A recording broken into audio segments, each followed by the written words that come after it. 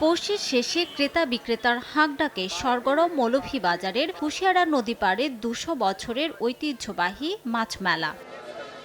দেশের বিভিন্ন প্রান্ত থেকে মেলায় বোয়াল, বাঘা, রুই, কাতলা, চিতল সহ বিভিন্ন প্রজাতির মাছ নিয়ে আসেন ব্যবসায়ীরা। মাছ বিক্রি হচ্ছে ১০,০০০ থেকে শুরু করে লাখ টাকায়ও। মেলার প্রথম দিন সর্বোচ্চ দাম ১,৪০,০০০ টাকায় কুশিয়ারা নদীর একটি বাঘা মাছ বিক্রি করেন ব্যবসায়ী আলমগীর হোসেন। পৌষ সংক্রান্তিতে ঐতিহ্যবাহী এ মাছ মেলায় ঢল নামে ক্রেতা দর্শনার্থীর। শুধু মাছ নয়, মেলা প্রাঙ্গণে বসেছে শিশুদের খেলনা, নানা রকম খাবার সহ নিত্য প্রয়োজনীয় হরেক রকমের পণ্যের দোকানও।